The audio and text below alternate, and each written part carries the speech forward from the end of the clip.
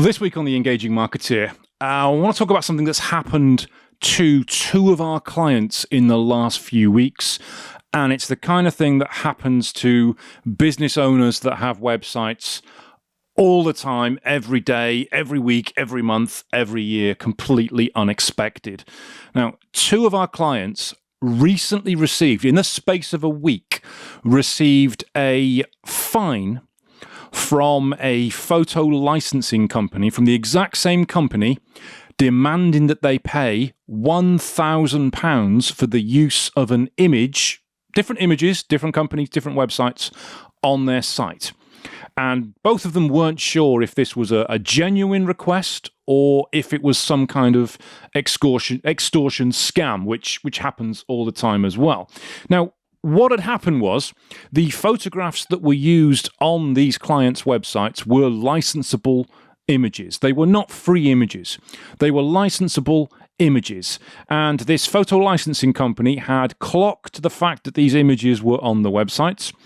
They'd checked against a license whether this particular company or website had a license to use these images and found that they couldn't find anything. And rather than contact them, because this is what they do, rather than contact them and say, you're using this image, we need you to provide a license for this image, they document it, they record it, and they wait. They wait a period of 6 months, a year, 18 months, 2 years, maybe longer. And then they contact them again. And they say, you've had this image on your website for X amount of time, say 5 years.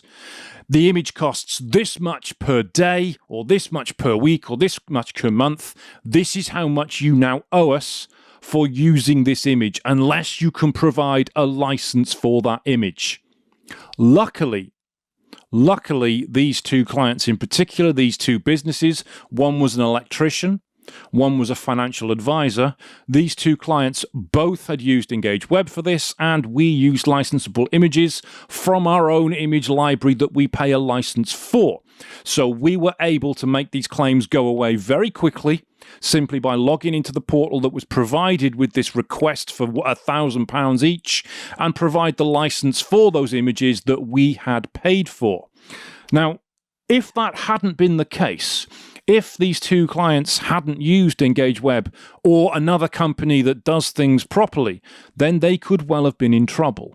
And you see, what happens is, as a business owner, if you want to write a blog on your website, you put a piece of content up, you write a blog about your business or about a service that you have or about something going on in your industry, typically you'll think, well, I'm going to need an image to go along with this. I'm going to need a photo to go along with this. So let's say, for example, as one of the images was, it was related to a fire brigade.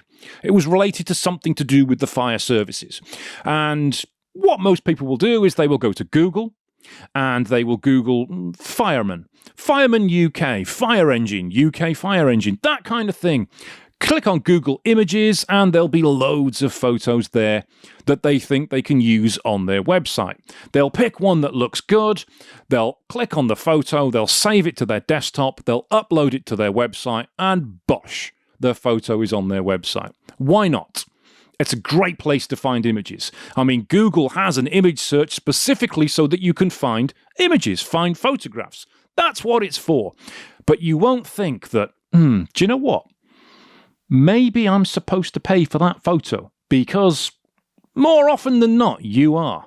If you Google for an image and you use it on your website, there is a very high likelihood that you are using an image that is licensable that you have to pay for. And the part of the reason is that the companies that provide these paid images are really good at SEO. They're really good at getting these photographs to appear in Google search when somebody looks for them.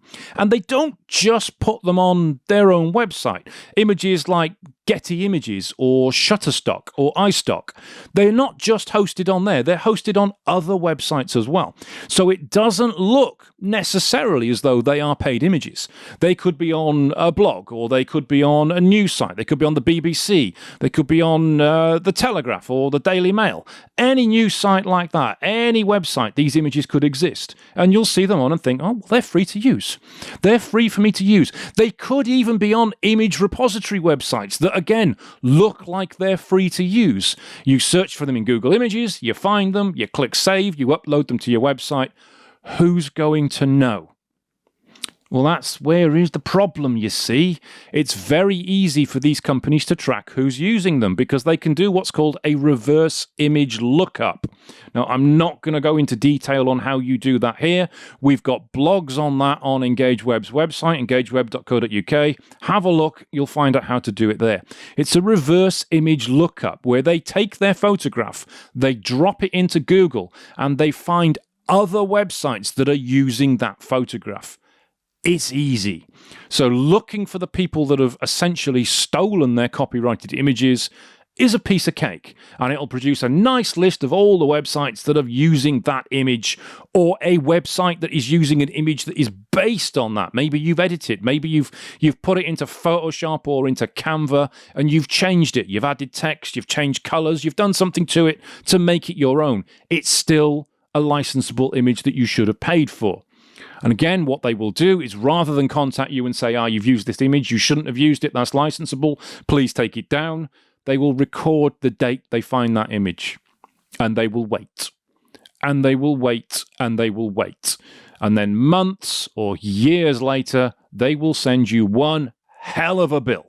One hell of a bill for use of that image during the time that it's been on your website. One of our clients came to us and said, is this a scam? Is this a scam? It looks like a scam. It's from America. It's got loads of American spellings in it. It doesn't seem like it's anything to do with the UK or anything to do with photograph law. It wasn't a scam. It was a genuine bill for the image. But again, because we had used the licensed image, the client was fine. It was paid for. The image was licensed properly. And we were able to make it all go away without any problems.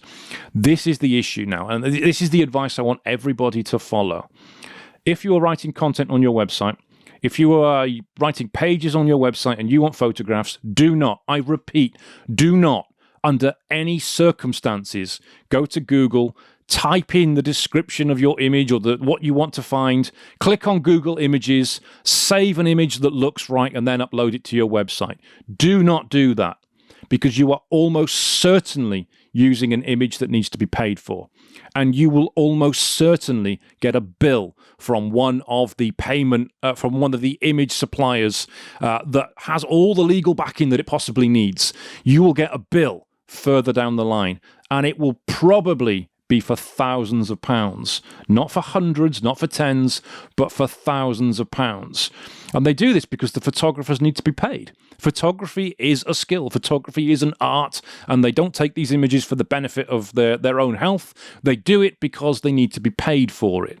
And in reality, the photographers themselves don't get paid a lot of money. It's the image licensing sites that take the lion's share of it all, in some cases, all of it. But they still need to be paid. So do not take images you find on the web. Do not upload them to your website, because you will almost certainly receive a fine for it, and it is not something that is just going to go away. It is not something that is just going to go away. So I hope that's been useful. I hope that's been a great tip for you. If you enjoyed it, leave me a review on the website, leave me a review on YouTube, leave me a review on the podcast, and I will catch you on the next podcast.